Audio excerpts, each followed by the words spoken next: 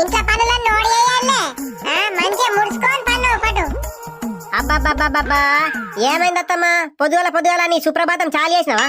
మరి కొంచెం పొద్దున లేచి పని చేస్తున్నది లేదు ఏం లేదు కానీ మంచిగా నువ్వు పని దాకా ఇటు మా కొడుకు భయం లేదు ఇటు నా భయం లేదు నీకు. అత్తయ్య మీరు ఇట్లా రోజు పొద్దుగాల కయ్య మాడితే మా ఇంటికి పోతా చెప్తున్నా. ఏందే భయపెడుతున్నావు నన్ను? పో ఎట్లా పోతావు నేను కూడా చూస్తా కదా. ఇప్పుడు ఏమైంది అత్తయ్య? మీరు పొద్దుగాల లేచి నా నెత్తి ఖరాబ్ చేస్తున్నారు. ఏంది నేను నీ నెత్తి కర్ర ఎత్తున్నాయే? కోడలంటే ఎట్లుండాలే? పొద్దుగాల లేచి గాలుపు తయాలి ఇల్లాగులు నూకేసి మంచిగా ముగ్గులు ఎత్తారు. నువ్వు పని దాకా లేవనే లేవు. అందరు కోడలు ఇట్టనే ఉంటారా? నేను జ్వరం వచ్చిందని కొంచెం అంటే నన్ను మన శాంతి పట్టనిస్తలేవే అత్త. నీ అసుంటి అత్త నీ ఏడగుల్లే బద్మాసిదాని మత్తు బద్మాసిదాని ఉన్నావు అత్త నువ్వు. ఒకరోజు పని చేస్తే నీ చేతులే మరిపోవు కదా.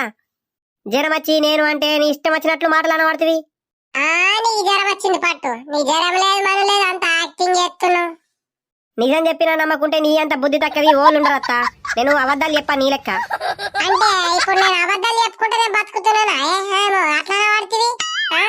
ఓ రాజమనక్క చూసినావా మా అత్త ఎంత బద్మాషిదో? ఏమైంది రాజిత? ఏమో లొల్లి ఆడదక్కిన ఆడుతున్నది.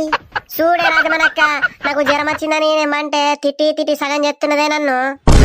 ఆయన సక్క ఈ పోరికి జ్వరం వచ్చింది అడగానే ఎందుకు విడుతున్నవే? ఓకే జ్వరం లేదు మను లేదే అంత యాక్టింగ్ చేస్తున్నది. చూడే రాజమనక్క చేతి పట్టి కూడా నీకే ఏర్పడుతుంది. అబ్బా గిత్తెరే కాలుతున్నాయి కానీ చేతు పోయి చూపెట్టుకపోయే పొరి. ఇప్పుడు రోజులు మంచిగా లేవు, అన్ని డెంగ్యూ చికెన్ గునెలు వస్తున్నాయి. మీ అత్త అట్లా నూరుతుంది. నువ్వైతే పో నేను చెప్తా మీ అత్తకి గాని. ఓ నర్సక్క పాపం పోరికి జ్వరం వచ్చింది కానీ నువ్వు కూడా తిట్టకే తిట్టుట్లా మనవాడా. కూరగాయలమ్మా, కూరగాయలు తాజా కూరగాయలు, వంకాయలు, టమాటాలు, బెండకాయలు, మిరపకాయలు. నర్సక్క కూరగాయలు తీసుకోవా అయ్యల్లా? నీ కూరగాయలు తీసుకునేటట్లున్నాం పట్టిరా. మా కయ్యంకే ఏర్పోతలేమంటే నీ కూరగాయలు తీసుకుంటాం పడు. కూరగాయలు మళ్ళీ పొరడు. ఏమైంది నర్సక్క గట్లన్నా పడుతుంది? మళ్ళా వారం దాకా రాడు కానీ మళ్ళా నిర్మల పోయి తెచ్చుకోబడుతుంది మనం కూరగాయలు. మీ లొల్లి పాడు గాని మీ లొల్లి మళ్ళా పెట్టుకోవచ్చే. కూరగాయలు అయితే ఇప్పుడు తీసుకోయే నర్సక్క. ఎట్లా ఎత్తున్నావు తాత టమాటాలు? ఓ పిల్ల నీకోసమైతే 30 రూపాయల కిలో ఎత్తున్నా. వంకాయలు 50 రూపాయల కిలో, బెండకాయలు 40 రూపాయల కిలో, టమాటాలు 30 రూపాయల కిలో. ఏ ఒక 2 కిలోలు ఇవ్వమంటావా లేదా నర్సక్క? మేము ఏమన్నా సత్తరం పెడుతున్నాం అనుకుంటున్నావా ఏంది? 2 కిలోలు తీసుకొని ఏం చేసుకోమంటావు? నా బొంద మీద పెట్టుకోమంటావా ఏంది? 1/4 కిలో వంకాయలు 1/4 కిలో టమాటాలు ఇయ్యు. అన్ని డబ్బా టమాటాలు తెచ్చి మునుగుతావు. అవి సూరతుండయి మన్నుండయి. ఏంది నర్సక్క మంచిగుండే ఈ తాత దగ్గర?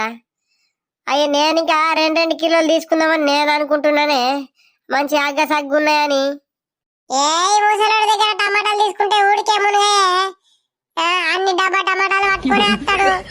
ఏదో అక్కరకు తీసుకోడు కంటే ఇంట్లో లేవని. ఓ నర్సక్క నువ్వు కొంటే కొను లేకుంటే లేదు గాని అచ్చ గిరాకిని ఎందుకు బంద్ చేపిస్తున్నావే? నువ్వు కొనవు ఇంకోల చోటి కొనిపియవు. నీ ఆడగట్టుకత్తే ఎప్పుడు లాస్ ఏమవుతుంది కానీ లాభం అస్సలు ఉండదే. నీ అవ్వ మళ్ళొకసారి ఆడకట్టుకు రావద్దు పో. నేను రాను. మీ కూరగాయలు కొనద్దు మన్నద్దు, నేను పోతున్నాను. వంకాయలు, టమాటాలు, ఆలుగడ్డలు, పచ్చిమిరపకాయలు. ముసలోడా మాకు కూరగాయలు ఇయ్య అంటావా? నువ్వు మా ఆడగట్టుకైతే అనమాట మళ్ళొకసారి చీపిరి కట్టబట్టే